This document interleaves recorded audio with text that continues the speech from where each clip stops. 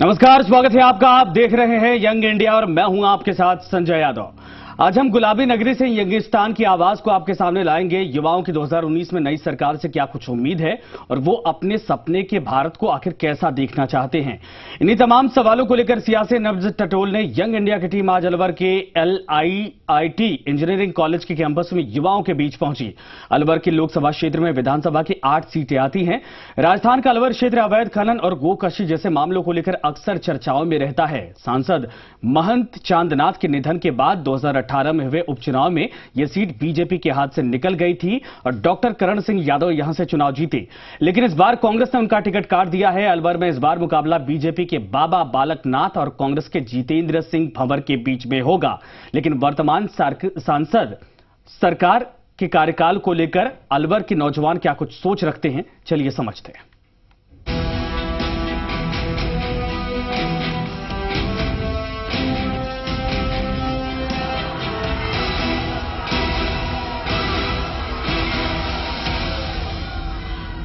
लोकसभा चुनाव 2019 का बिगुल बज चुका है और सभी राजनीतिक दलों ने अपनी तैयारियां शुरू कर दी हैं। खास तौर से अगर हम बात करें युवाओं की, जी हां, वाई फैक्टर क्या सोचता है, इसे लेकर सभी राजनीतिक दलों की नजर युवा मतदाताओं पर है। आज हम पहुंचे हैं अलवर के LIIT इंजीनियरिंग कॉलेज में। यहां हम युवाओं से जानेंगे कि 2019 में उन्हें कैसी सरकार चाहिए। हमारे मुख्य 5 सवाल क्या होंगे, जिसमें हम पूछना चाहेंगे इन युवाओं से 2019 में देश में वो कैसी सरकार चाहते हैं। हमारा दूसरा सवाल होगा, सरकार से आपको क्या उम्मीदें हैं, साथ ही आपके सपनों का भारत कैसा होना चाहिए। और एक और सवाल हमारा इसी में रहेगा, अगर आप एक दिन के लिए प्रधानमंत्री बनते हैं तो आप क्या करना चाहेंगे। उसके साथ ही हम यह भी जानना चाहेंगे कि आपका सांसद आपकी कसौटी पर खरा उतरा या नहीं उतरा। तो सबसे पहले हमारा पहला सवाल, 2019 में आप कैसी सरकार चाहते हैं? मैं ही चाहूंगी कि अगर 2019 आगामी लोकसभा चुनावों में कोई सरकार आनी चाहिए तो ऐसी सरकार आनी चाहिए, युवाओं की सरकार आनी चाहिए, जो कि युवाओं का डेवलपमेंट करे, पूरे देश का डेवलपमेंट करे, ना कि ऐसी सरकार जो पॉलिटिकल झंझटों में उलझ कर रह जाए और हमारा देश फिर से 5 सालों के लिए वैसा ही बन जाए जैसा अब तक रहा था। और भी युवा साथी हमारे साथ में, क्या कहना चाहेंगे, 2019 में कैसी सरकार चाहिए? हम चाहते हैं कि हिंदुस्तान में एक ऐसी सरकार बने जिसका जो हम प्रधानमंत्री चुने उसके फैसले, उसके संसद के फैसले सर्वोपरि रहें। ऐसा ना हो कि किसी 1-2 बंदे की वजह से हमारी संसद के फैसलों को तवज्जो न दी जाए। जैसा कि राहुल गांधी ने मनमोहन सिंह सरकार का फैसला, मनमोहन सिंह सरकार का बिल पूरी मीडिया के सामने फाड़ के हमारे जो संसद का अपमान किया है, हम नहीं चाहते कि ऐसी सरकार बने। हम चाहते हैं कि एक ऐसी सरकार बने जो इंदिरा जी जैसी हो, अटल जी जैसी हो या नरेंद्र मोदी जैसी हो, जो रातों रात देश में बड़े बड़े फैसले करने का अपने हिमाकत का अपने दम रखे। जी, मजबूत सरकार, क्या कहना चाहेंगे, 2019 में आप कैसी सरकार चाहते हैं? मजबूत सरकार चाहते हैं, ना कि मजबूर सरकार। क्योंकि सर ऐसा होता है कि जब मजबूर सरकार होती है तो कोई भी जैसे कड़ा फैसला होता है वो सरकार नहीं ले पाती है। क्योंकि जब कहते नहीं कि जब 4 बर्तन होते हैं तो वो खटकते हैं। जब एक मजबूत सरकार होती है तो कोई भी फैसला ले सकती है अपने दम पे। हम 2019 में एक स्वतंत्र सरकार चाहते हैं जो हमारी यानी हर फैसलों को अच्छी तरह से यानी डेवलप कर सके, ताकि हम जैसा मान लो अपने कोई भी एजुकेशन सिस्टम है उसके लिए अच्छी सरकार चाहते हैं। अभी हम युवाओं से जानने की कोशिश करेंगे, सरकार से आपको क्या उम्मीदें हैं, क्या कहना चाहेंगे? Basically in many rural areas we see that there are no proper there are many girls suffering from their problems related to menstruation, and there are still many villages having no toilets in their home. So in short, I want my government to take proper care of the sanitation regarding the girls problems, और इसकी वजह से मतलब बहुत सारी लड़कियों की पढ़ाइयाँ भी लॉस होती है, तो इस चीज़ पे बेसिकली ज़्यादा ध्यान दिया जाए कि उनकी सेफ्टी। महिलाओं की अपनी समस्या है, उन्होंने अपनी बात रखी है। आने वाली सरकार से उन्हें कैसी उम्मीदें हैं, आप क्या कहना चाहेंगे, क्या उम्मीद रखते हैं आप सरकार से? मैं चाहती हूँ कि आने वाली सरकार ऐसी हो जो रिजर्वेशन को तो पूरी तरह से हटा दे, क्योंकि आज भी हम लोग देखते हैं कि बहुत से ऐसे लोग होते हैं जैसे कि जो लो कास्ट के लोग होते हैं, वो बहुत से तो ऐसे होते हैं कि वो मतलब उनको उस पोजीशन पे होना नहीं चाहिए, लेकिन रिजर्वेशन के चलते वो वहाँ पे पहुँच जाता है, और जो काबिल लोग हैं वो अभी भी उसके पीछे रहते हैं। आरक्षण की बात सामने आ रही है, काबिल लोग पीछे छूट जाते हैं, लेकिन आरक्षण के चलते उनसे जो पीछे के छात्र होते हैं वो आगे निकल जाते हैं। कि सरकार से आप क्या उम्मीद रखते हैं? जैसे कि हम सभी लोग जानते हैं कि किसी भी देश की उन्नति एक तो इकोनॉमिकल ग्रोथ और सोशल ग्रोथ पे हो सकती है। ये अभी हम कह सकते हैं कि हमारी इकोनॉमिकल ग्रोथ काफी अच्छी चल रही है, इसको कंटिन्यूटी बनाए रखें। और सोशली ग्रोथ जैसे कि हमारे महिलाओं का रेप वगैरह बहुत सी सुरक्षा नहीं है, वो होनी चाहिए। विवेकानंद जी ने कहा था सच्ची मानव सेवा ही एक ईश्वर सेवा है, ना कि खुद की सेवा एक ईश्वर सेवा। जो कि नेता लोग हमें देश को सांप्रदायिक भागों में बांट देते हैं और वोट मांगने की कोशिश करते हैं। ये अभी नहीं, बहुत पुराने से चल रहा है कि समकालिक चुनाव होना चाहिए। समकालिक चुनाव से एक पूरी पार्टी की उनकी खुद की औकात पता चल जाती है कि एक्चुअल में भारत देश के लोग क्या चाहते हैं। क्या कहना चाहेंगे आप, कैसी सरकार चाहते हैं 2019 में? सर, हमें उम्मीद है कि 2019 में आने वाली सरकार ऐसी हो कि किसानों की समस्या को सॉल्व कर दे। आए दिन हमें सुनना पड़ता है कि इतने किसान आत्महत्या कर लिए, और हम ऐसा जानते हैं कि भारत एक डेवलपिंग कंट्री है और यहाँ की 40% अर्थव्यवस्था कृषि पर निर्भर करती है। तो सबसे पहले सरकार को ये सोचना चाहिए कि किसानों की समस्या सॉल्व करे, जिससे कि हमारा कंट्री को डेवलप होने के कगार पे आगे बढ़े। ऐसी सरकार सर हमको 2019 में चाहिए। सरकार से पहली उम्मीद ये है कि वो बाहरी दंगों के साथ साथ जो आंतरिक फंगस है उसे मिटाए, और जो लोग फालतू के आपसे सबूत मांगते हैं उन पे ध्यान ना दे, और जो आंतरिक फंगस है उसे मिटाए, और पूरे 5 साल में सिर्फ और सिर्फ आरक्षण पे ना फंसी रहे। जो हमें मेक इन इंडिया जो हमने प्रोग्रेस स्टार्ट कर रखे हैं हम उसी में आगे बढ़े। अगर आपको एक दिन के लिए प्रधानमंत्री बना दिया जाए तो आप क्या बदलाव करना चाहेंगे? आपसे जानना चाहेंगे, एक दिन के लिए अगर आपको प्रधानमंत्री बना दिया जाए तो क्या करना चाहेंगे? सर, मैं रिजर्वेशन को हटा दूंगी। जो अभी जैसे कि कास्ट के हिसाब से रिजर्वेशन है वो तो मैं हटा दूंगी। इकोनॉमिकल बेस पे रिजर्वेशन होना चाहिए, और उसमें भी सर मार्क्स को लेके नहीं होना चाहिए। अगर कट ऑफ 75 है तो सबके लिए 75 होनी चाहिए। ऐसा नहीं है कि लोअर कास्ट के लिए अलग और जो जनरल है उनके लिए अलग। हाँ, उनके पढ़ाई का मटेरियल उनको फ्री में मिलना चाहिए, उनका फॉर्म कम पैसों का होना चाहिए। इस तरह का रिजर्वेशन होना चाहिए सर। मार्क्स को लेके कोई रिजर्वेशन नहीं होना चाहिए। सबसे पहले मैं ये कहना चाहूंगा, जो हमारे देश के अंदर कीड़े हैं जो हर बात के लिए मतलब कोई भी सरकार कुछ भी अच्छा कदम उठाती है तो सबसे पहले उनको खत्म करें।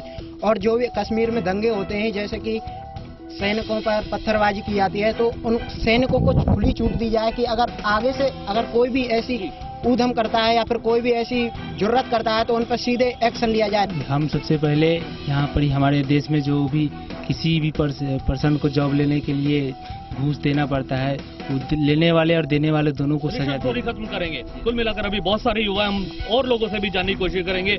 एक दिन के लिए अगर प्रधानमंत्री बनाया जाता है तो क्या कहना चाहेंगे? एक दिन के लिए प्रधानमंत्री।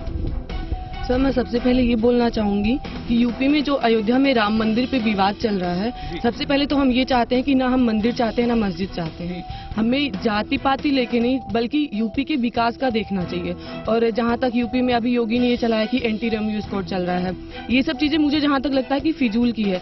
विकास किसी अलग तरीके से, जैसे युवाओं को रोजगार देके अलग तरीके की जॉब वैकेंसीज निकाल के भी कर सकते हैं। जी, बहुत सारे युवा, हम जानना चाहेंगे एक दिन के लिए अगर प्रधानमंत्री बनाया जाता है तो आप क्या निर्णय लेना चाहेंगे देश हित में? हम लोग एनालाइज नहीं कर पाते कि कौन कितना करप्शन में है। बाकी ब्यूरोक्रेट्स ने हमारे देश में इस तरह का करप्शन फैलाया हुआ है, उन सबको हाल ही के सस्पेंड करना और एक ऐसी सरकार लाना जो कि जनता से सीधा जुड़े, ना कि राजगद्दी पे बैठ के सिर्फ राजनीति चलाए। मैं ऐसी सरकार नायक पिक्चर से पूरी तरह प्रभावित हैं, एक दिन में निर्णय लेना चाह रहे हैं। अब हमारा अगला सवाल होगा कि वो स्थानीय सांसद से कितने संतुष्ट हो पाए। हम आपसे जानना चाहेंगे, जो आपके स्थानीय सांसद हैं, आप उससे कितने संतुष्ट हो? सर, हमारे स्थानीय सांसद डॉक्टर करण सिंह यादव सर, उनसे हम संतुष्ट हैं, क्योंकि जितना उनको टाइम मिला उस हिसाब से उन्होंने हमारे लिए बहुत काम किए हैं। हमारे अलवर में सबसे मेन प्रॉब्लम थी सीवरेज लाइन की, जो कि नहीं थी। आधे अलवर में उन्होंने काम करा के सीवरेज लाइन डाल चुके हैं। हम आपसे जानना चाहेंगे, क्या कहना चाहेंगे स्थानीय जनप्रतिनिधि सांसद के बारे में? जी, चांदनाथ जी थे, उनका तो देहांत हो गया, उसके बाद में उन्होंने कुछ किया ही नहीं। उसके बाद में करण सिंह जी आए, उन्होंने कुछ प्रोसेस मतलब अच्छा किया था अलवर के लिए। पर जो अब सांसद हो, अच्छा हो और ज्यादा से ज्यादा प्रोग्रेस अलवर में करवाए। और जो लेडीजों को सुरक्षा की बात है वो सबसे ज्यादा होनी चाहिए, क्योंकि आम जनता में लेडीज जब सुरक्षित रहेगा तो सब कुछ सुरक्षित रहेगा। और भी युवा हैं, हम उनसे भी जानने का प्रयास करेंगे। हम स्थानीय सांसद की बात कर रहे हैं। हम आपको बता दें कि अलवर से सांसद जो हैं फिलहाल डॉक्टर करण सिंह यादव हैं। आप क्या कहना चाहेंगे स्थानीय जनप्रतिनिधि को लेकर? करण सिंह यादव हमारी इच्छा आकांक्षाओं पे खरे उतर रहे हैं, वो अच्छा कार्य कर रहे हैं। लेकिन हम चाहते हैं कि 2019 में भंवर जितेंद्र यहाँ से MP चुने जाए, क्योंकि उनके कार्यकाल में हमने एक स्वर्णिम युग देखा। उनका कार्यकाल अलवर में सबसे बेहतरीन कार्यकाल में से एक गिना जाता है। तो हम चाहते हैं कि 2019 में भंवर जितेंद्र वापस बागडोर संभाले सत्ता की और अलवर को पिछले उनकी कार्यकाल की तरह इस बार भी आगे बेहतर बढ़ाएं। अभी मौजूदा सांसद की हम बात कर रहे हैं और आने वाले सांसद की भी बात कर रहे हैं, क्या कहना चाहिए? करण सिंह जी कभी भी उम्मीदों पर खरा नहीं उतरे ने। उन्हें सिर्फ सत्ता का लोभ है। वो किशनगढ़ से चुनाव विधानसभा का चुनाव लड़ने गए थे सिर्फ मंत्री बनने के लिए राज्य सरकार में, और कुछ नहीं था। इसलिए उनको जब एक बार सांसद बन गए तो उनको चुनाव लड़ने की कहाँ जरूरत आ रही थी। फिर अलवर का पूरा रखवाला उनको छोड़ रखा है, फिर वहाँ पे किशनगढ़ में जाने की कहाँ जरूरत आई। आप देख रहे हैं यंग इंडिया के मार्फत हमने आज LIT इंजीनियरिंग कॉलेज में यहाँ युवाओं से जानने की कोशिश की कि आखिर वो लोकसभा 2019 के चुनाव में उनकी क्या राय है। जी अभी हम लेंगे छोटा सा ब्रेक के बाद हम बात करेंगे आरक्षण के मुद्दे पर, साथ ही हम जानेंगे कर्ज माफी को ये कितना उचित मानते हैं। गरीब तो गरीब ही रह रहा है ना तो उसको कर्ज मिल रहा है, ना उस कर्ज माफी की तो बात ही उस तक नहीं पहुंच रही है। जब आरक्षण आया तो ये 10 वर्ष के लिए आया। आज स्थिति ऐसी है कि 50 से 70 वर्ष हो गए लेकिन आरक्षण हमारे देश से जा नहीं रहा है, जो कि एक बहुत बड़ी बीमारी है। 50 साल का अत्याचार, 50 साल का भ्रष्टाचार 5 साल में कैसे कम होगा?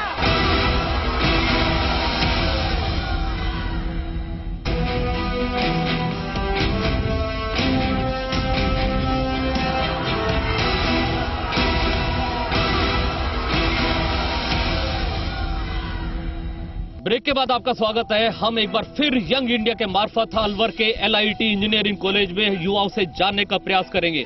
इस बार हमारे कुछ और सवाल होंगे जो हमारे ब्रेक के बाद के मुख्य 5 सवाल हैं, उसमें मैं आपको बता दूं किसी भी तरह की कर्ज माफी कितनी जायज है। दूसरा सवाल हमारा रहेगा आरक्षण के बारे में आप क्या सोचते हैं, और साथ ही देश की शिक्षा व्यवस्था में क्या बदलाव की जरूरत आप लोग महसूस करते हैं, और इस बार कौन सा मुद्दा चुनाव में सबसे ज्यादा प्रभावी रहने वाला है। साथ ही हर 5 साल में सरकार बदलने की परिपाटी पर आप क्या सोचते हैं। सबसे पहला सवाल, किसी भी तरह की कर्ज माफी पर आप क्या कहना चाहते हैं?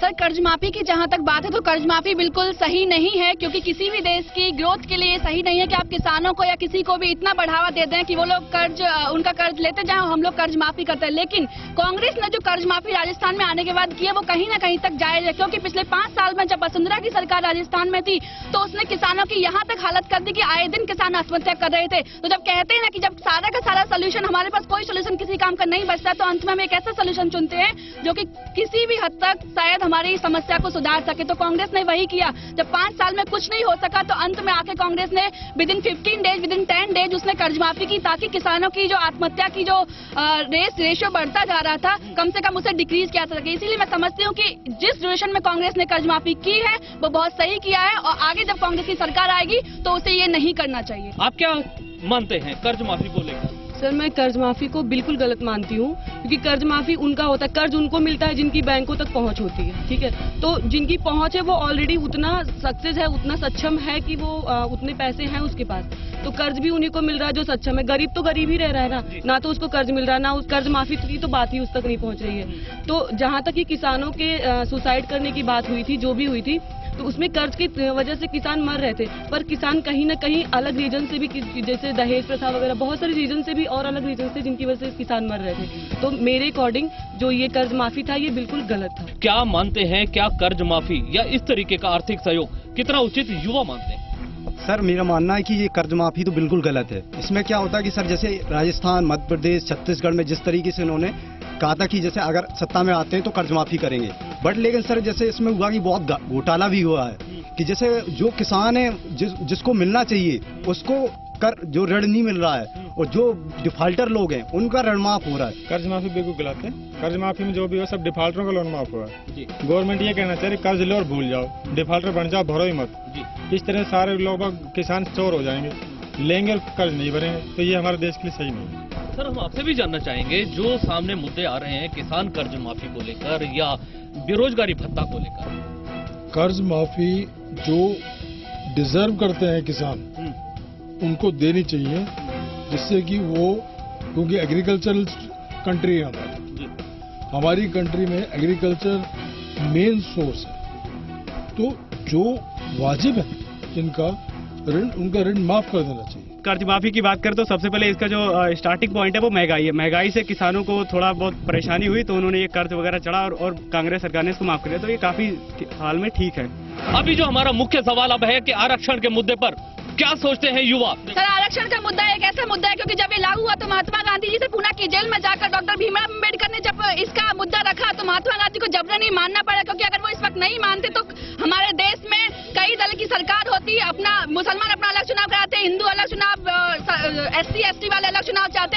एक अलग चुनाव के मुद्दे को हल करने के लिए महात्मा गांधी को इंस्टेंटली फैसला लेना पड़ा कि ठीक है हम आरक्षण देने के लिए तैयार हैं। लेकिन जब आरक्षण आया तो ये 10 वर्ष के लिए आज स्थिति ऐसी है कि 50 से 70 वर्ष हो गए लेकिन आरक्षण हमारे देश से जा नहीं रहा है, जो कि एक बहुत बड़ी बीमारी है। क्या आप लोग जहर मानते हैं जिस तरीके से?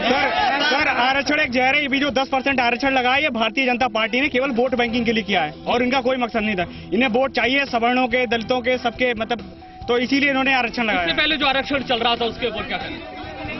उसके पहले जो आरक्षण था वो आर्थिक, जो लोग गरीब थे उनके लिए अच्छा मिल रहा था, लेकिन ऐसा नहीं। हालांकि आरक्षण पूर्णतः तो सही नहीं है, लेकिन हिंदुस्तान में कई इतिहास में जो गलतियां होती हैं उसको हमें बहुत दिन तक उसको भुगतना पड़ता है। जैसे कि अशोक की हुई गलती आज तक हम भुगत रहे हैं, आज तक मुगलों के लोग हैं, आज तक हमारे देश में गद्दार हैं। जिस तरीके से हम बात कर रहे हैं, ये युवा से जानने का प्रयास कर रहे हैं आर्थिक पर उनके क्या विचार है। यहाँ बहुत सारे विचार जो सामने आ रहे हैं, आर्थिक आधार पर आरक्षण होना चाहिए या जातिगत आधार पर जो चल रहा है ठीक है, आप क्या कहना चाहिए? सर, ये किसी भी आधार पर आरक्षण बिल्कुल भी ठीक नहीं है और ये कह रहे हैं कि बीजेपी वालों ने वोट बैंक के लिए 10% दिया है। इनकी गलतियां, इनके कुकर्म हम अपनी पीठ पर लेके भुगत रहे हैं ताकि देश में दंगे ना हो। और ये कांग्रेस वालों की गलती थी, ये कांग्रेस वालों की गलती थी जो 10 साल का सिर्फ था जिसे अब तक भगाते रह रहे हैं। ये कांग्रेस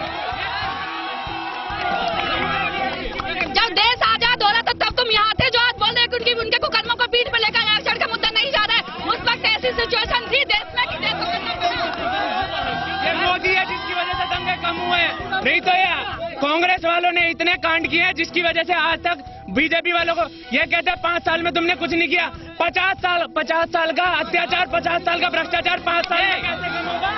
ये राहुल गांधी जो मुंह में चांदी की चम्मच लेके पैदा हुआ, इनको कुछ पता नहीं है। जिस आते पढ़ के आते यहाँ पे देखते हैं कि लोग कैसे मर रहे हैं, उस पर निकाल देते हैं। इनको आरक्षण दे दो। अगर कोई बंदा किसी को चाहिए अनशन पे बैठ गया, मरने लगा वहाँ पे ये पहुंच गया अपनी पार्टी लेके, अपनी शक्ति वोट गिनने के लिए। सर, जब है सर तो आरक्षण क्या हमेशा के लिए रहेगा? इसको जब उन्होंने लगाया, जो कह रहे हम कंधे पे लेकर लटक रहे हैं, क्यों लटक रहे हो यार? हटाओ ना, अब हटाओ, अब न युवक आए हैं।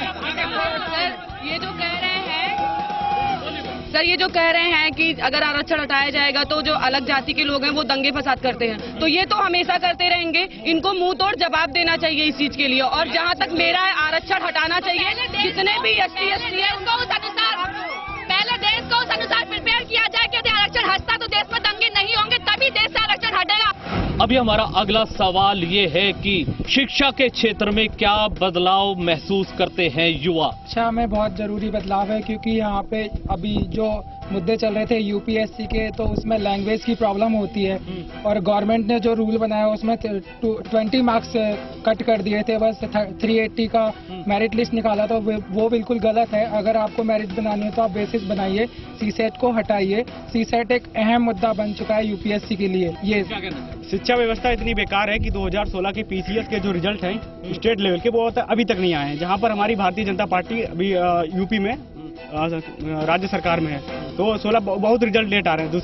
दूसरी सबसे बड़ी बात, जो यूपी की बात कर लेते हैं, यूपी में जो योगी जी हैं वो केवल शिक्षा पे कोई काम नहीं कर रहे हैं, केवल कलर बदल रहे हैं। मतलब उनका काम क्या है कि अगर स्कूल सफेद है, हरा जो भी लाल पट्टी हरी पट्टी से, हाँ, उन्हें भगवा कर दिया। सर, शिक्षा की बात करें तो एजुकेशन सिस्टम को टोटली चेंज कर देना चाहिए, बिकॉज यहाँ पे जो रट्टाफिकेशन लगा हुआ है, थ्योरेटिकल नॉलेज हम लोग को दी जाती है, प्रैक्टिकली हम लोग इतने वीक है ना कि हम लोग अगर ग्रोथ करना चाहें तो टेक्निकल बेस पे किसी कंट्री का ग्रोथ होता है। जैसे जापान को ले लीजिए, सेकंड वर्ल्ड वॉर के बाद भी वो इतना डेवलप्ड हो चुका है कि उसकी रैंक डेवलप्ड नेशन में काउंट की जाती है। वहाँ पे सिर्फ शिक्षा की वजह से वहाँ पे स्टूडेंट की प्रैक्टिकल नॉलेज पे एम्फेसाइज किया जाता है, ना कि उसके रट्टाफिकेशन पे और थ्योरेटिकल नॉलेज पे। आपसे जानना चाहेंगे शिक्षा में क्या बदलाव की स्थिति आप लोग महसूस? हम लोग को प्रैक्टिकल नॉलेज देना चाहिए। हम लोग को सिलेबस के अकॉर्डिंग सारा थियोरी नॉलेज देते हैं। यहाँ तक कि बच्चों को भी पॉलिटिक्स में क्या चल रहा है, हमारे इंडिया के अंदर किसी भी कंट्री में क्या चल रहा है, किसी को पता नहीं रहता, बस थियोरी नॉलेज दिया जाता है, उसी पे फोकस किया जाता है। सर ये बात बिल्कुल सही है। मेरे अकॉर्डिंग होना चाहिए कि हमारी प्रैक्टिकली नॉलेज ज्यादा होना चाहिए। थ्योरेटिकली हमें रट्टाफिकेशन नहीं कर, जैसे हमारा एक सिलेबस डिसाइड कर दिया जाता है कि ये सिलेबस है तुम्हारा, ये रटो और ये एग्जाम में लिखना है, तो हम वही बस उसी पे फोकस कर पाते हैं। सर मैं इन सब की बातों से सहमत हूँ, लेकिन मेरी कुछ अलग राय है। मैं ये चाहती हूँ कि जो गवर्नमेंट स्कूल है वहाँ पे कुछ टीचर्स ऐसे भी होते हैं, मतलब कि गवर्नमेंट स्कूल की जो जिनको हमारे लैंग्वेज में देवी जिन्हें बोला जाता है, वो स्कूल में जाते हैं, बैठे रहते हैं, खाते पीते हैं, फिर चले आते हैं। तो इनसे तो जो स्कूल के बच्चे हैं वो उनका भी तो माइंड डिस्ट्रैक्ट होता है, वो भी पढ़ने में ध्यान नहीं देते। तो मैं चाहती हूँ कि उन सारे के एग्जाम्स होना चाहिए, वो एग्जाम को क्लियर करें, उसके बाद वो गवर्नमेंट स्कूल में पढ़ाए। हमारा जो अगला सवाल होगा, इस बार कौन सा चुनावी मुद्दा सबसे प्रभावी रहने वाला है? इन चुनाव में सबसे प्रभावी मुद्दा आप क्या मानते हैं? सर सबसे प्रभावी मुद्दा रहेगा आतंकवाद। जिस तरीके से अभी हमारे भारत ने अभी पाकिस्तान पे एयर स्ट्राइक की, वो मुद्दा बहुत अभी करेंटली में हावी रहेगा। सर बेसिस पे ये होना चाहिए, जैसे कि मोदी जी ने भी एयर स्ट्राइक कराया, तो कम से कम इतना सपोर्ट भी होना चाहिए। दूसरे देशों से हम अटैच्ड रहे, जैसे 2 दिन में हमारे अभिनंदन सर अभी आए हैं वापस, तो ऐसा होना चाहिए। अभी हमारा युद्ध हुआ था, उसमें एक हमारे साथ मतलब गए थे पाकिस्तान, तो उनको आज तक वापस नहीं लाया गया। ये मुद्दा ऐसा कम से कम सरकार में होनी चाहिए कि दम से ले आओ, 2 दिन में खींच के। चुनावी मुद्दा तो ये रहेगा एयर स्ट्राइक। इसमें आप देख लो, जो भी अभी 2 स्ट्राइक के नाम लिए थे कि बीजेपी ने एयर स्ट्राइक किया, आज इससे पहले अभी नए विचार आ रहे हैं। कांग्रेस नेता बोल रहे हैं कि हमने इससे पहले 18-19 एयर स्ट्राइक कर दिए, और उनके ही नेता बोल रहे हैं कि हमने ऐसे एयर स्ट्राइक किया, हमने सेना को भी नहीं बताया। तो ये स्ट्राइक किया किसने? राहुल गांधी ने किया, सोनिया गांधी ने किया, किसने किया? आप ये भी तो बताओ। तो कुछ चीजें ऐसी है। 2019 चुनाव में सर ये मोदी का ये सेकंड मास्टर स्ट्रोक सबसे ज्यादा प्रभावी रहेगा।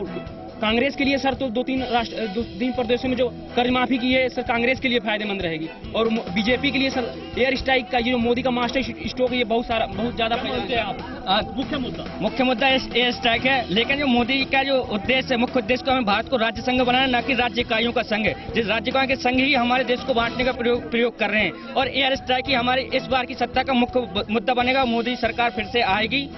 हर 5 साल में सरकार बदलती है, इस पर ही पार्टी पर आप लोग क्या कहना चाहेंगे? हर 5 साल में सरकार बदलनी नहीं चाहिए। इस बार हमें ऐसा नेता मिला है मोदी, जो हमारे लिए बहुत अच्छा काम कर रहा है, प्रोग्रेस कर रहा है। मोदी को चेंज नहीं करना चाहिए। राजस्थान से क्यों चली गई बीजेपी सरकार? अगर ऐसा ही था कि 5 साल में नहीं बदलना चाहिए। आज हत्या की किसानों ने सिर्फ इस वजह से क्योंकि मोदी सरकार ने उनकी इच्छाएं पूरी नहीं की। कांग्रेस मेरे अकॉर्डिंग 5 साल में सरकार बदलनी चाहिए, क्योंकि अगर सरकार नहीं बदलेगी तो जो वहाँ के नेता हैं वो कॉन्फिडेंस में रहेंगे, फिर वो 2-4 साल काम करेंगे, उसके बाद काम करवाना बंद कर देंगे, क्योंकि उनको ये रहेगा कि हमारा तो डेमोक्रेसी है तो सरकार बदलेगी। कोई पूंजीवादी सरकार नहीं है कि राजा का शासन चलेगा इंडिया में। हमारे यंग इंडिया इस प्रोग्राम के मार्फत हम युवाओं से जानने की कोशिश कर रहे हैं, आखिर 2019 के लोकसभा चुनाव में वो क्या सोचते हैं। कल फिर किसी और प्रोग्राम के जरिए हम किसी और कैंपस में युवाओं से जानेंगे उनके मन की बात। कैमरामैन मोहित के साथ जुगल किशोर गांधी, जी मीडिया, अलवर।